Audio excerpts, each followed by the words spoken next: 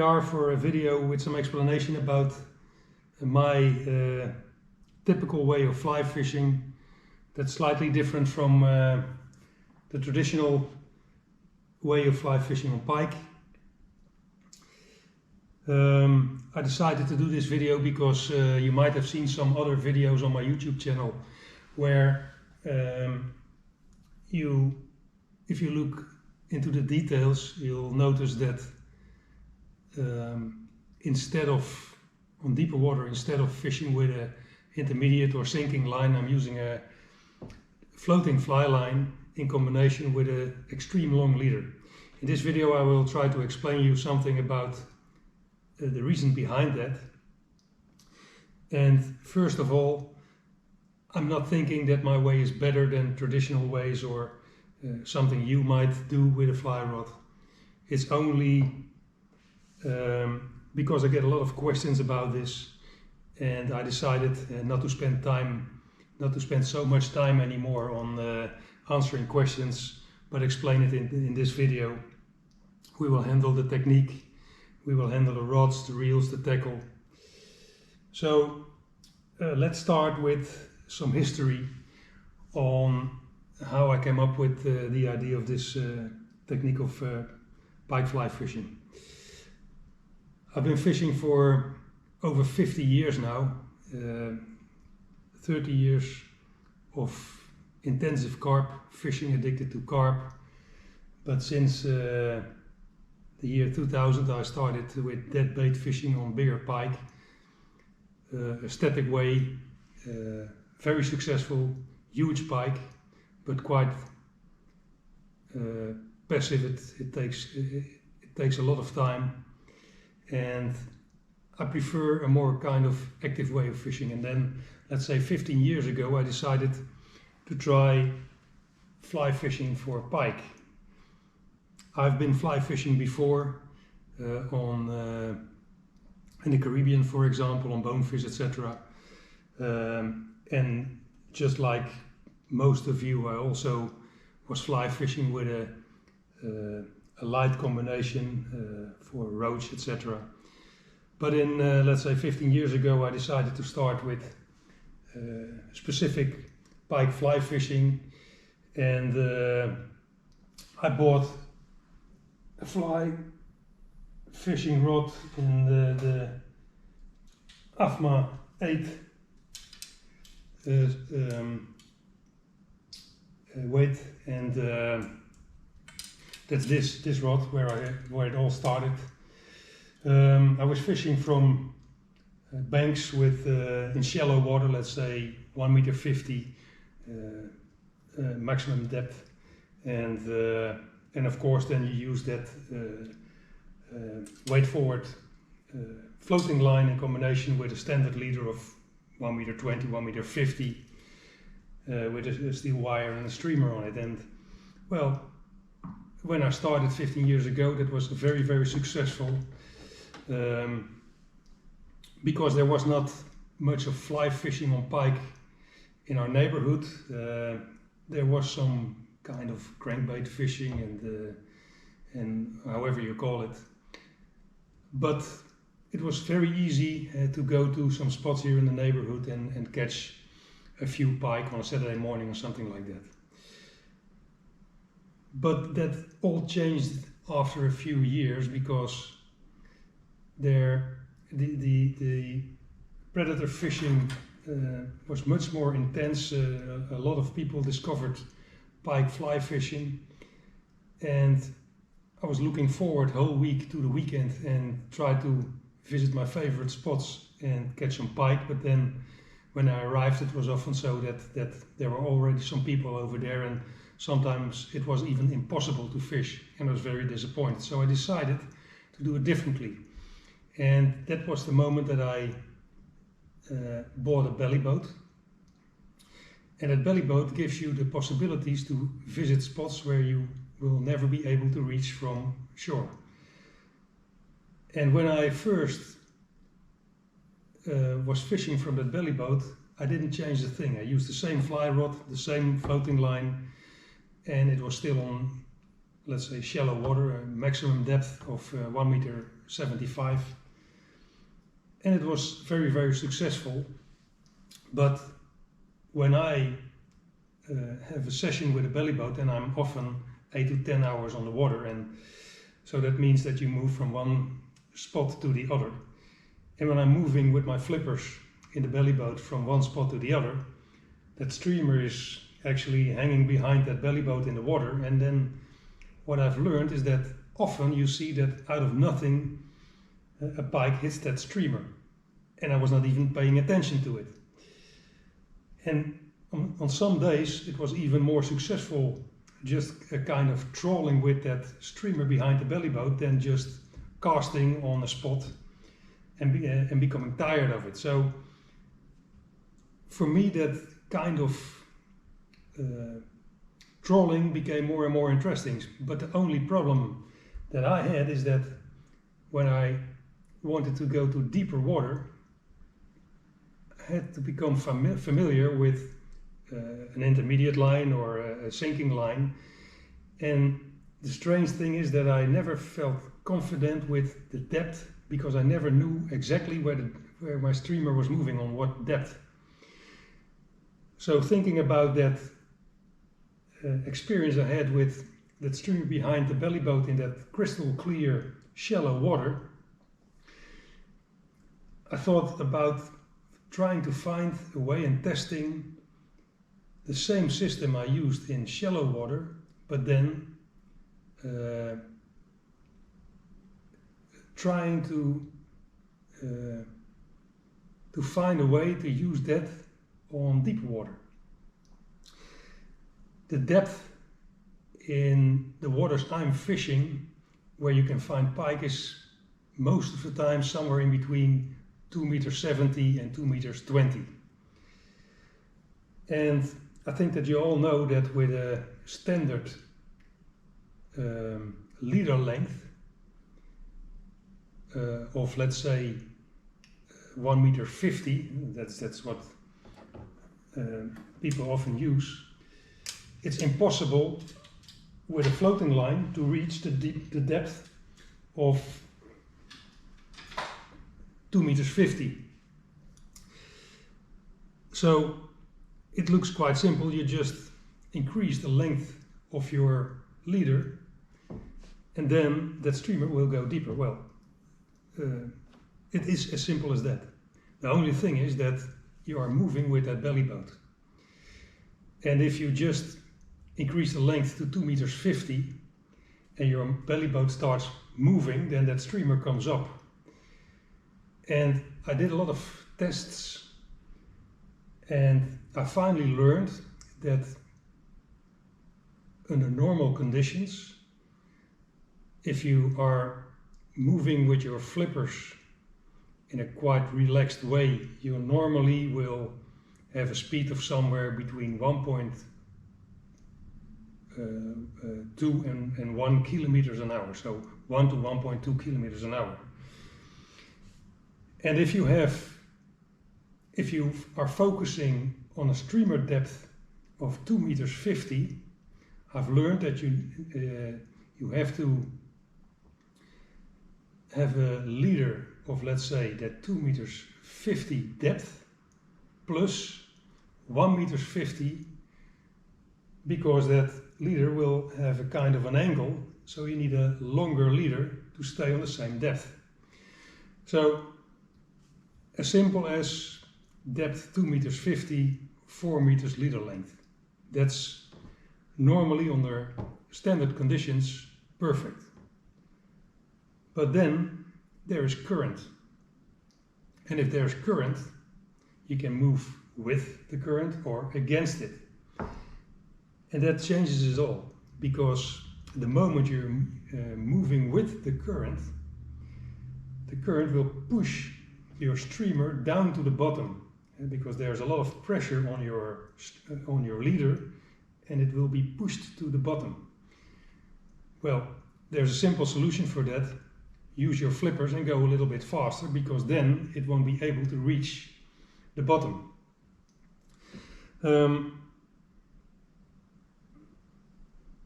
You can also go against the current, and that's something completely different. If you start moving against the current, then there will be a lot of pressure on your leader, and normally if you should use a sinking line or an intermediate line, there will be much more pressure because that line is thicker. In case of the size of leader material I'm using, 0.4 millimeters, different type of materials, there will be pressure, and that streamer will be pushed up by the current. So you have to increase the weight of your streamer. A lot of possibilities for that. You can use a cone head or all kinds of weights that you can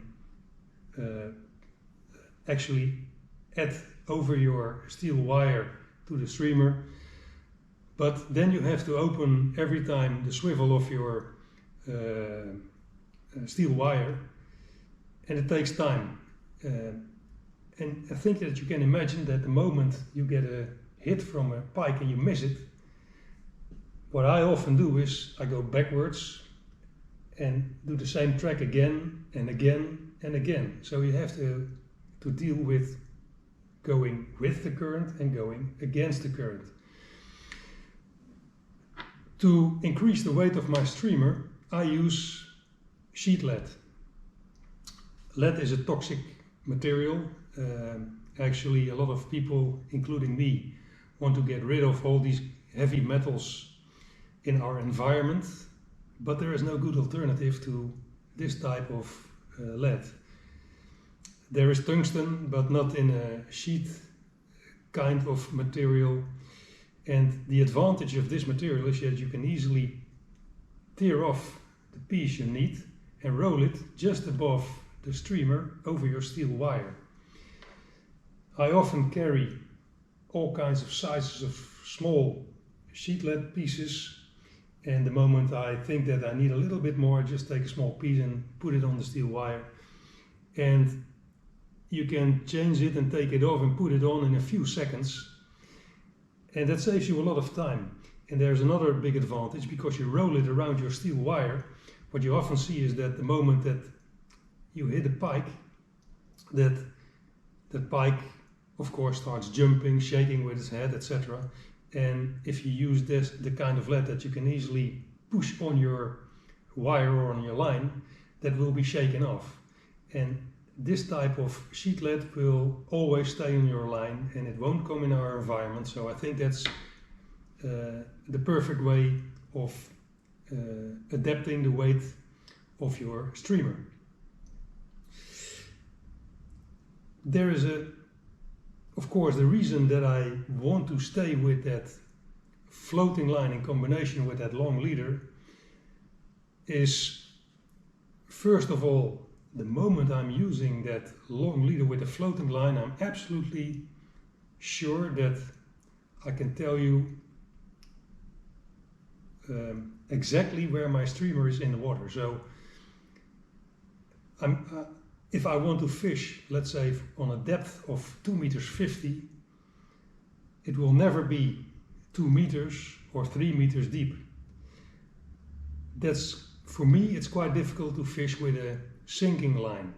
And it's sometimes very, very necessary to be on the exact depth, because there are months in the year that there is a lot of bait fish in the water and pike are getting quite lazy. Sometimes they play or they hit your streamer, but they don't really take it. Or they are quite passive and you won't even get a hit. So that means that you have to actually troll that streamer over its head to get him active. And so depth is very, very important. And there's another reason. This streamer, the moment I use a floating line and I pull the line, it goes up, it climbs up. And the moment I don't pull anymore, it starts diving again. And if you look at my videos, you'll see that I'm always pulling the line like this. I have the line on my fingertip, so I can exactly feel what happens. and I feel the pressure on my fingertips, so I can tell if I'm moving fast enough or I'm moving too slow, and I feel everything. And it's a very, very sensitive way of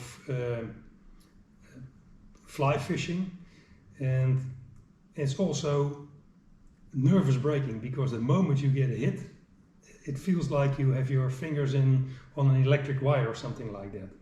But the way the streamer moves is very, very important to me.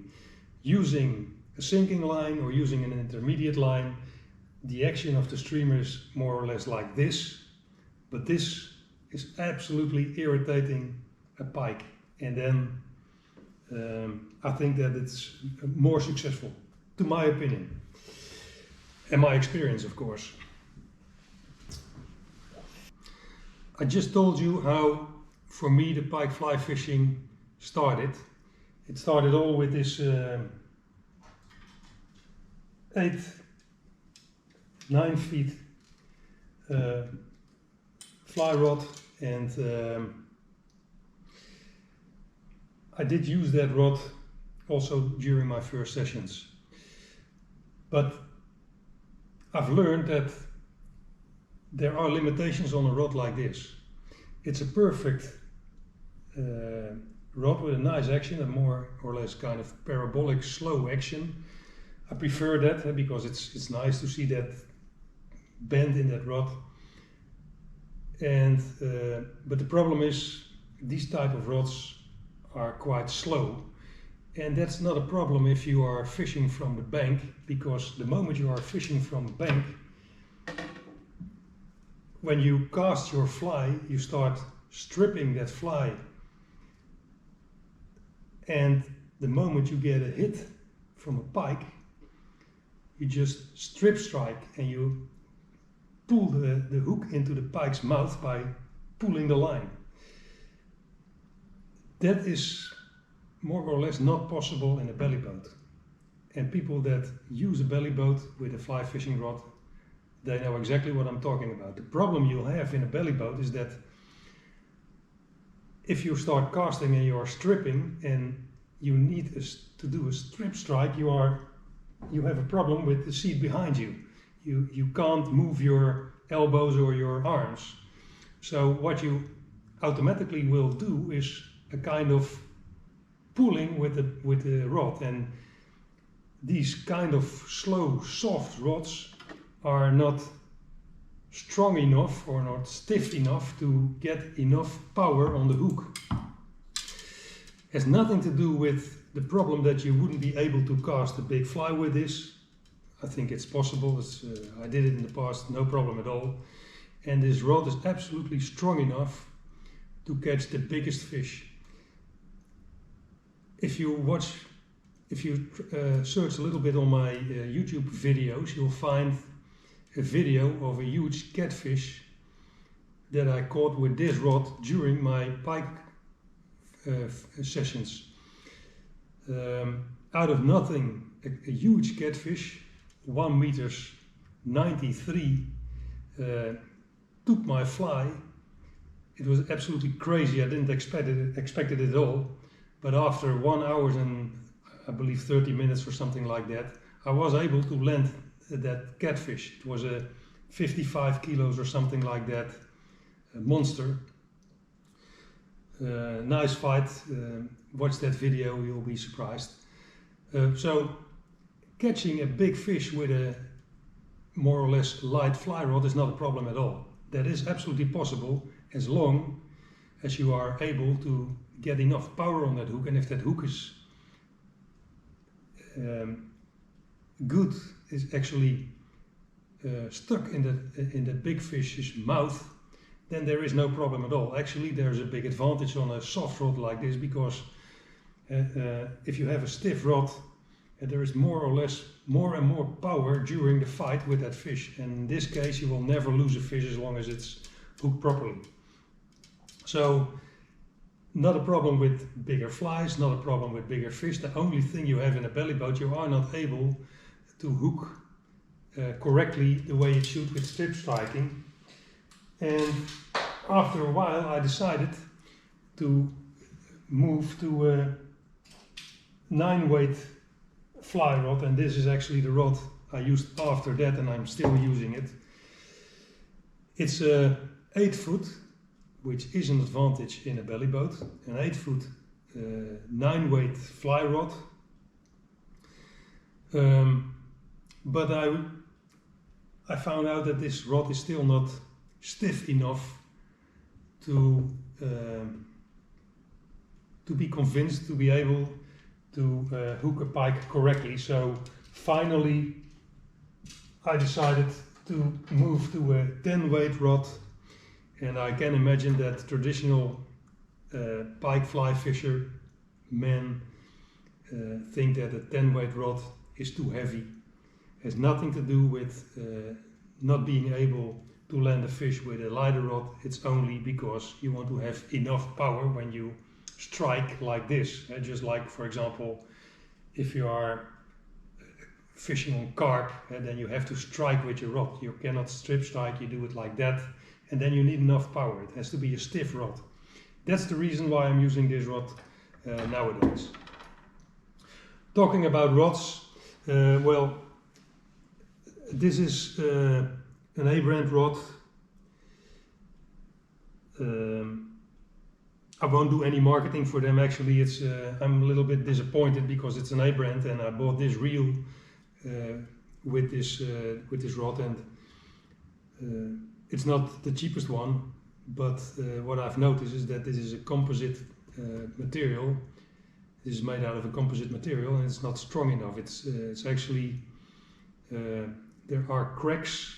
You see that I adjusted this reel with a kind of a stainless steel bar over the frame of the fly rod, because there are cracks below it, and that shouldn't happen with a reel like this. So I would never have bought this if I knew it before. So it's adjusted. It's perfect for me. I have several spools with this fly reel, and it works. But looking at fly rods, fly reels, last week I visited a tackle shop here in the neighborhood, and the owner is a friend of mine, and I asked him, well, let me see some fly rods which are popular at this moment, and I tested a lot of these type of fly rods, and I finally found this one. This is a guideline rod. This is a 9-weight rod, 9 feet. Not an expensive rod, actually it's quite cheap, and this is a very fast rod, and actually it's as fast as this 10 weight, and if I would buy a rod at this moment, I'd probably come up with this one. So there are all kinds of brands. If you are looking for a fly rod that is suitable to do this kind of techniques, or the traditional way of fly fishing from a belly boat, think about not being able to strip strike. Buy a fast, more or less heavy rod, and it will absolutely do the job. Together with the rod, you also need a reel, of course. Well, I explained to you about this. I have different types of reels, and next to this I have a few other ones. But looking in that tackle shop, I found this one, and this is also not the most expensive one, but I was very surprised about how smooth this reel works. And the break of this reel is actually perfect. It's very sensitive. You can adjust it exactly the way you want it. Not the most expensive one.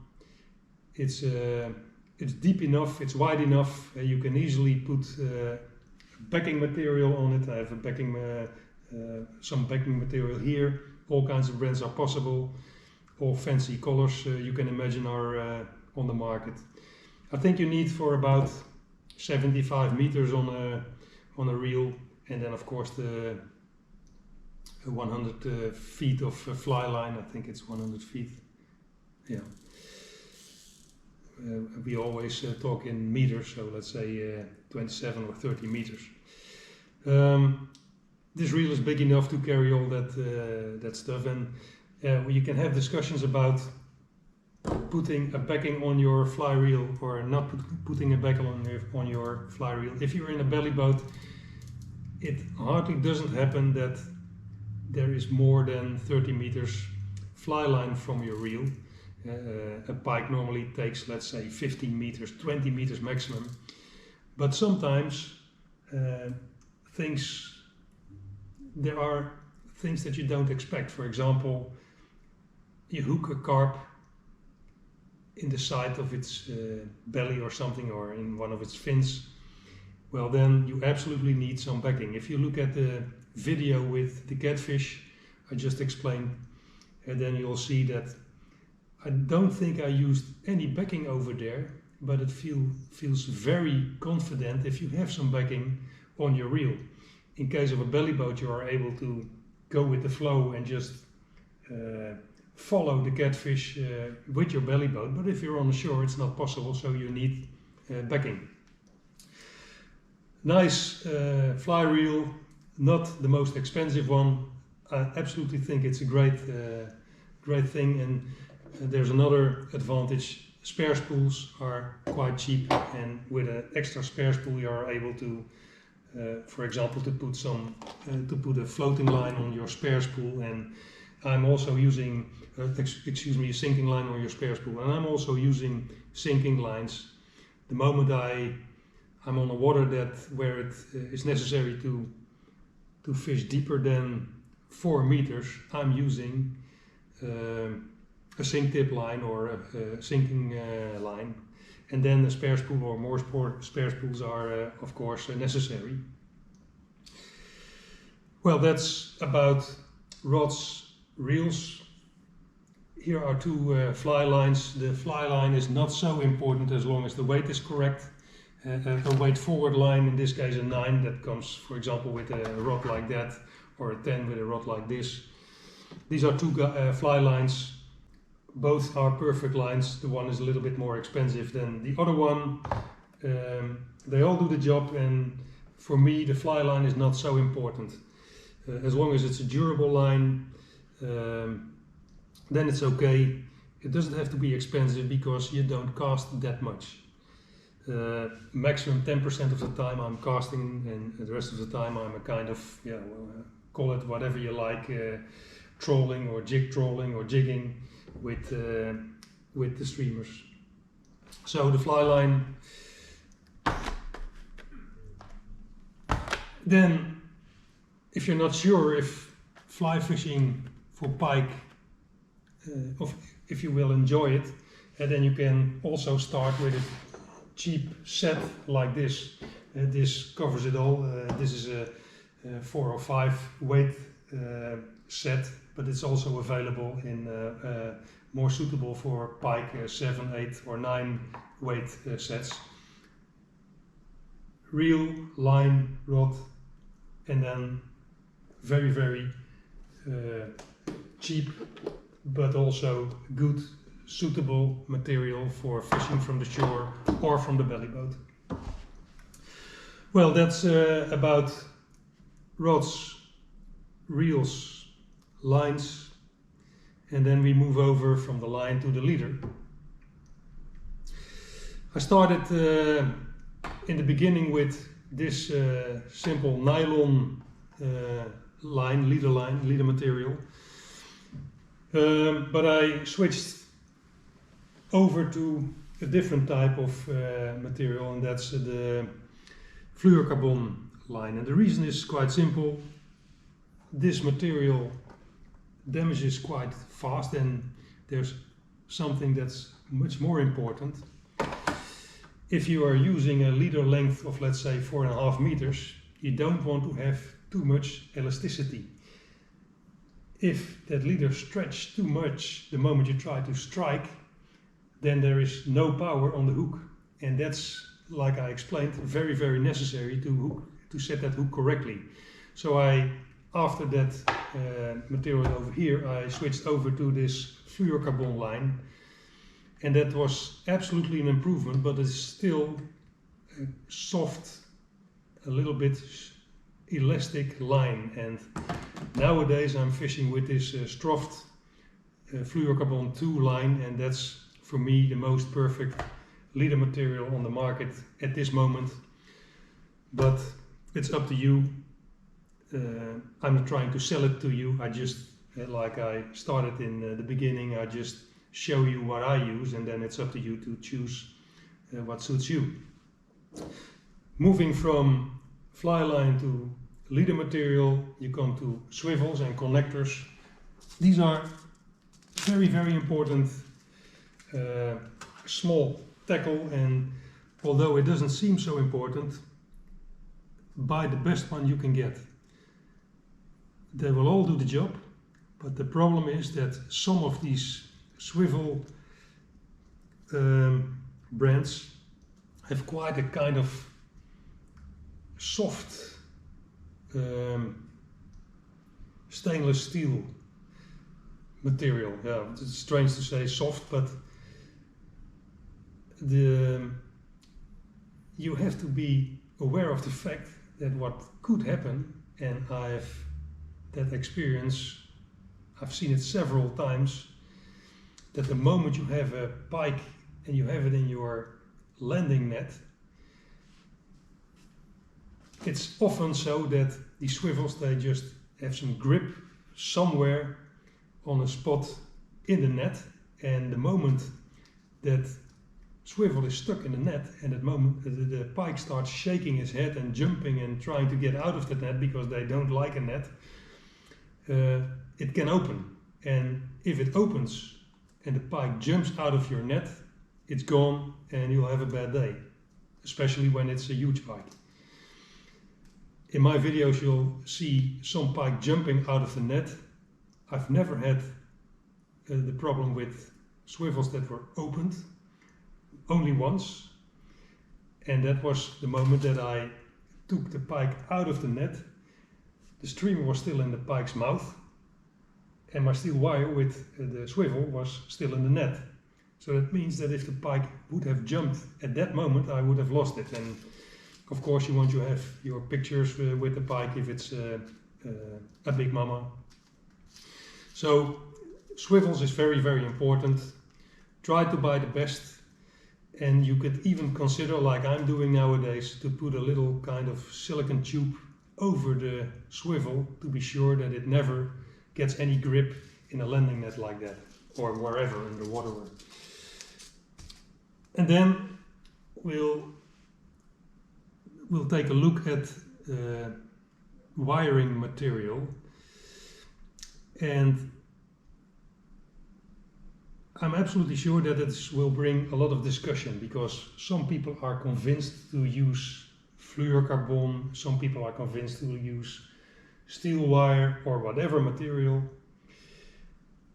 If it works for you, it's okay. If you feel confident with that material, use it, because that's the much more important than the price or the type of material or whatever. I think I tested in the last 15 years at least 30 different types and brands of wiring material. DIY material and already fixed steel wires. Fluorocarbon for me is a no-go as wire material, and the reason is simple.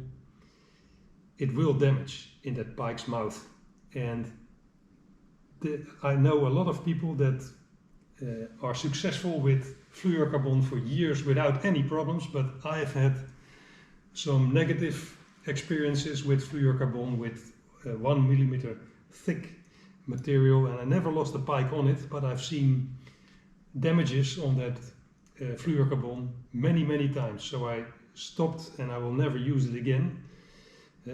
All these marketing slogans on the packaging of these materials and in the brochures, for me it's crap.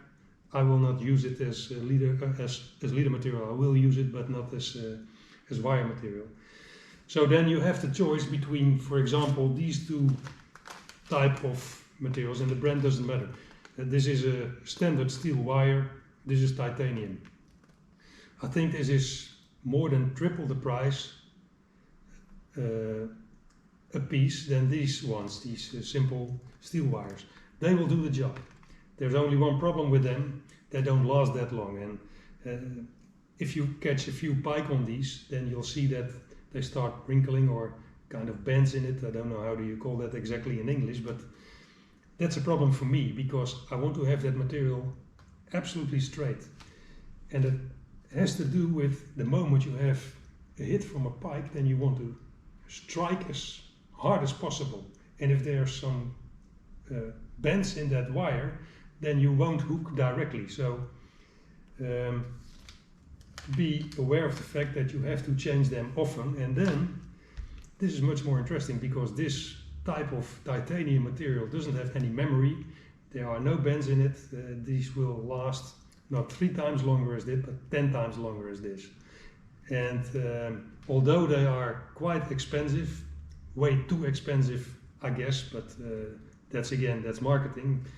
But they are absolutely the best on the market nowadays. So this is I prefer these type of titanium wires.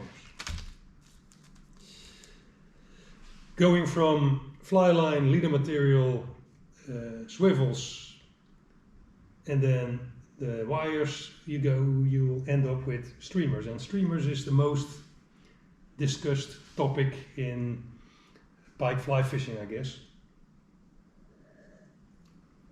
When I started fishing for pike as a young boy more than 50 years ago, I started with live bait, and when I started fishing for pike with a fly rod, I was convinced that a streamer should look like a small fish. So I started just like most flies on the market and most flies people create, with this type of streamers. This is a bucktail streamer in combination with zonker strip, as they call it, so actually a strip of rabbit skin. Good material.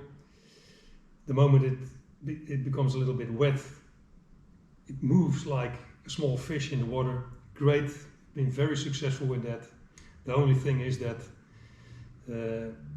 I've learned that there are several months in the year, let's say the end of the summer and autumn, when pike are not really hungry.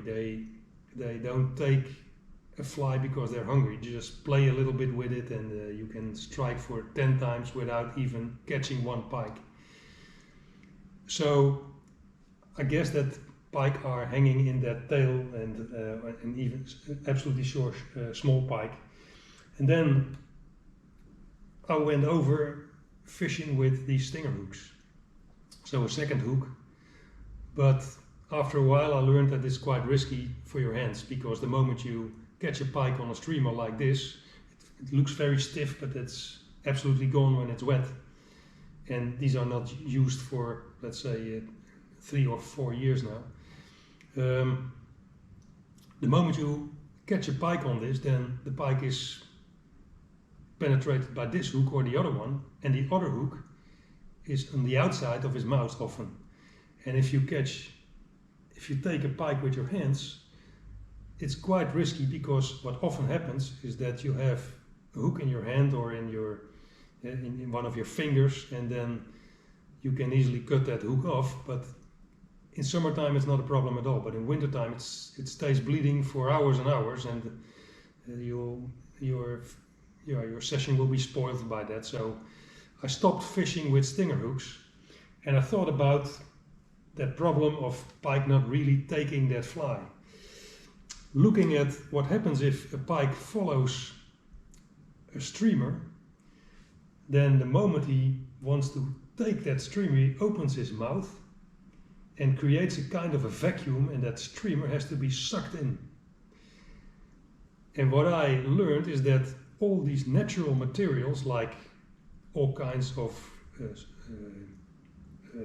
rabbit skins, fur or bucktail, they absorb a lot of water and become heavy. And the moment a pike opens his mouth to create that vacuum, there is a kind of weight that that streamer doesn't come in easily. So every weight on that streamer and every water it absorbs is a problem for that pike to get that streamer inside his mouth. Especially on those days that pike are not really hungry. So there are always days that you get a lot of takes, but you don't catch a lot of pike, you miss a lot of them. And I was thinking about improving that, and I came up with the idea of trying to find material that is not absorbing water, so synthetic material like this. This is a kind of, I guess, nylon or whatever. It looks like hair, but it doesn't absorb water, so it's quite light, and the moment a pike opens his mouth, they'll absolutely go with the flow, and it will be sucked in. So you hook them deeper and they won't come off. And another advantage of this type of material is that it's very, very strong. You can easily catch, let's say, 30, 40 pike with a streamer like this, and it will still look good, and it will still catch pike. If you have the same thing with this type of streamers, of this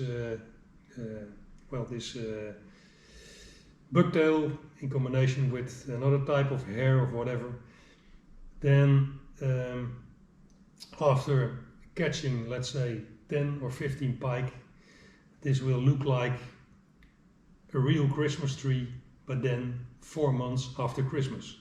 And there's nothing left from a streamer like this. So for me, I prefer synthetic material like this, and I have all kinds of skins and boxes filled with all kinds of colors of bucktail and this kind of zonker strips. But nowadays I'm using these type of synthetic furs, and I really love them, and they are very successful to me. Looking at colors, if you see my last, let's say, 30 videos, so videos from this year, you'll notice that I'm often using this color combination. So that's fluor green in combination with white. And discussions about colors of streamers will absolutely stay forever, because people are convinced that green streamers, blue streamers, brown streamers, white streamers. For me, the moment you'll catch more pike on one streamer than the other, you're convinced that it comes from the color combination. Now, it could be, nobody can prove it, but I've learned that this combination works in shallow water that's crystal clear, in deeper water, sun shining, when it's dark weather, when it's this always works for me. And I always carry different colors, because just like you, I have days that I can't catch any pike, and then I'm getting nervous because I want to have I want to feel pike. So then I switch over to, if it's crystal clear and we want to have some more contrast, like people say, in crystal clear water with the sun shining on it, I'm using this type of colors. But to be honest, normally after let's say a few hours, I switch over to this again, because I've never found an advantage in these dark colors in crystal clear water. But that's my opinion. Do whatever you like with it. And then you see that these are not the most beautiful streamers. And I have a Belgian friend, Mike, and Mike makes beautiful creations like the streamers you see over here. Mike has a hobby in a hobby. He loves spending hours on a vise and making art like this. It's a beauty. And actually he gave me 10 streamers like this, but they are still new and I will never use them. I'll put them on the wall like art, because I like them so much, and I know the amount of time he spent on building a streamer like this, or this, or this, or those in front of the camera, I think it's a waste to throw this in the water. And this is actually based on my most successful streamer. Mike made this out of it with the beautiful eyes. If you look at this, it's even smiling. But I don't believe that a pike will follow a streamer to see if it looks like a fish. And I don't believe he focuses on eyes just on the way the streamer is moving. So he knows what the front is, he knows what the back is, and most of the time they hit in the middle of the streamer. Horrible streamers, these are cut correctly like it should be, like a beautiful women's hair. This is a kind of punk streamer, but these, although they are not perfect, they have the big advantage that they move like this through the water, and this goes more or less straight. So I prefer these horrible streamers, and I hate building streamers, but I have to, because if I don't build them myself, you just have to buy whatever is available, and I can adjust them exactly the way I like. So although I hate building streamers, I spend a lot of time, and normally the moment I start building streamers, I do it the relaxed way. I build just 10 fluo green white streamers, and I can go for months and months. This discussion will always stay, and it's good that people enjoy building streamers. This is a beauty. This is the one that André Miches, he works in a tackle shop over here. He's addicted also to fly fishing, not only pike, but all kinds of fly fishing. And this is also art. I really admire people that can build streamers like this, but again, I wouldn't use this, and there's something else with a dragon tail like this behind it. I really think that you will miss a lot of pike on this, because they grab that very interesting dragon tail, and the hook is over here. So the length of a streamer like this with a dragon tail, I would absolutely prefer a stinger hook on this one. Okay, then something else, and also something that will always bring discussions to traditional fly fishermen. In some of my videos you might have noticed a kind of a small spinner blade in front of my streamer. The story behind this is that when you are fishing in extreme murky water, you sometimes have only a visibility of 10 centimeters or something like that. And if you're fishing with a crankbait or with a twister or with whatever they call them nowadays, a crankbait makes noise in the water, and it triggers the pike enormously, and they don't even see that thing. They just go on the vibration of that crankbait. With a streamer in murky water, they can't see a streamer like this. So sometimes when the water is too murky, you will catch less and less pike. And I always thought about trying to create some extra vibration in the water, and I did a test with a spinner blade like this. I made out of stainless steel. You can buy that in a tackle shop on the sea fishing department. And there are spinner blades, some small balls. You need that behind the spinner blade, otherwise it won't rotate. This is the stainless steel wire where I make this type of axles. And a connector on it, and then you can put it in front of your streamer. And at a certain moment I had this with me, and it was a day on a very difficult water where I was fishing for hours and hours and hours without any attention from a pike. And that was the moment, that was the first time I did put a spinner blade like this in front of that streamer. A streamer, not that one. And within 10 minutes, let's say maximum 100 meters, I got the first strike, and that day I caught, I think, about 5 pike. The video is also on my YouTube channel, where you can see the moment I switched over to this spinner blade. And that made me think, because I know that traditional fly fishermen absolutely don't accept this. The strange thing is that they will accept this. This is not more than a kind of a Mr. Twister behind a streamer. Well accepted, not a problem at all, but the moment you put a spinner blade in front of it, well, they ban you from everything, so up to them. I will never judge it, but I don't have a problem of using this, and I'm very successful with it. And nowadays I'm only using it in very, very murky conditions, or when you can't get a pike to move, then sometimes this works, and this is a very small one. You could try it, it might work for you. Let's see, I think that's more or less everything about streamers, but if you start building streamers, you also need hooks.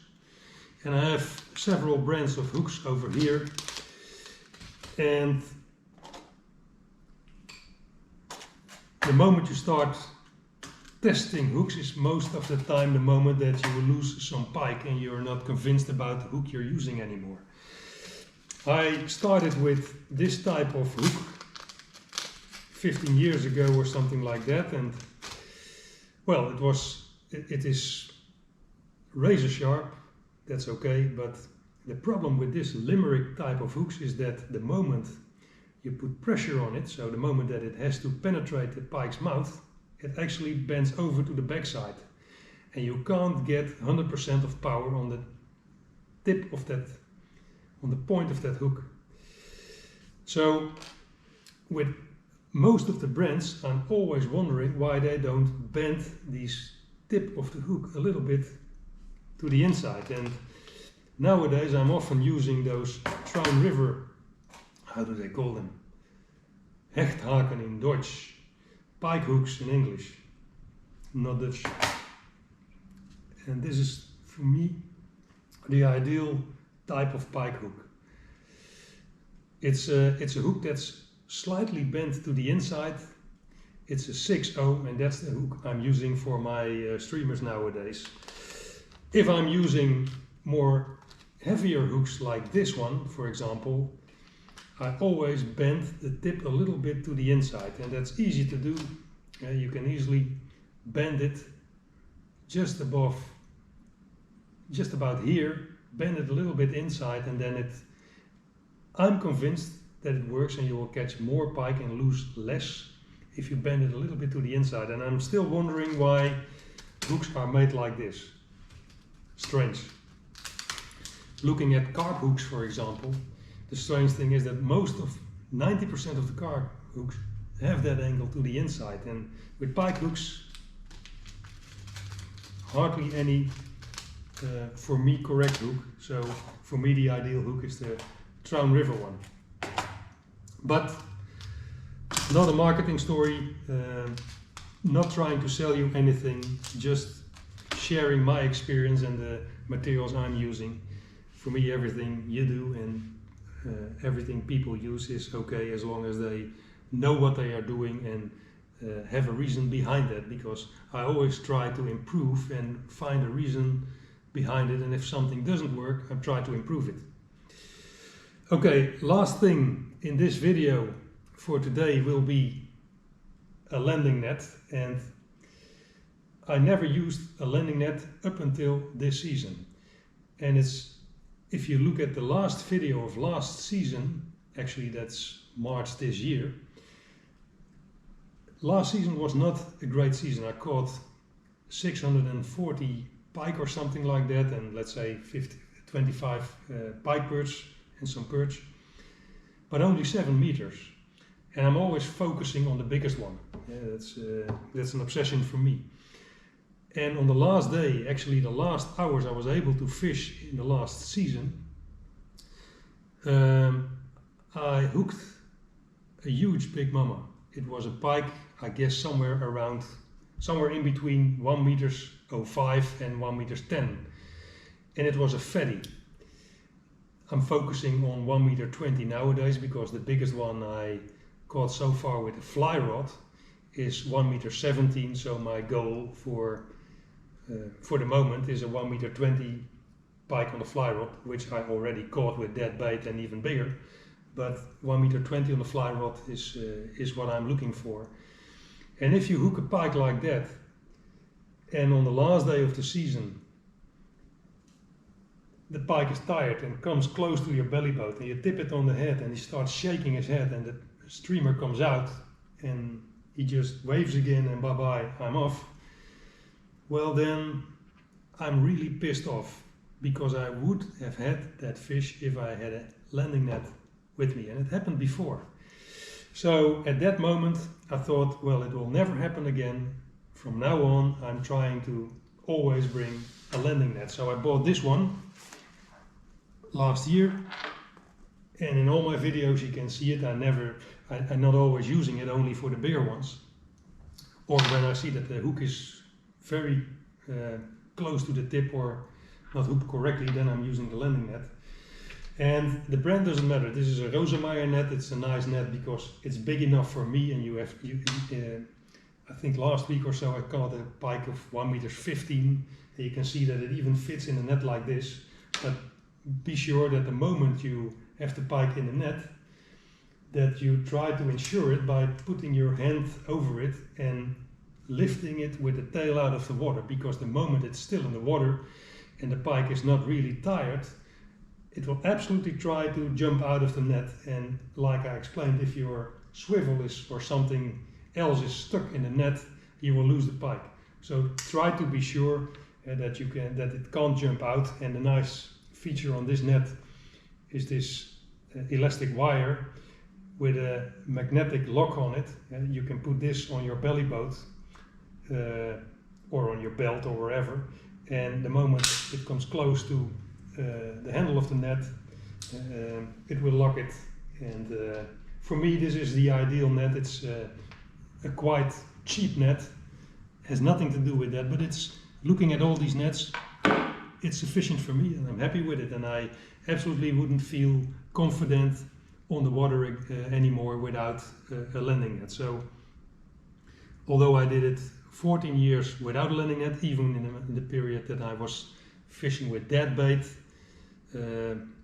I never used one, but now I chose to always carry that landing net with me.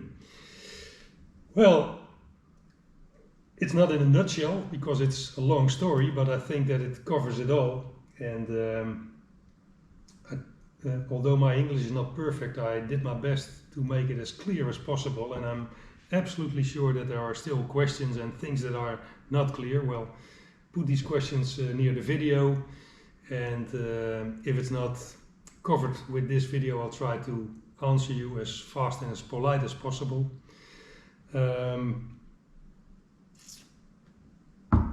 It might work for you.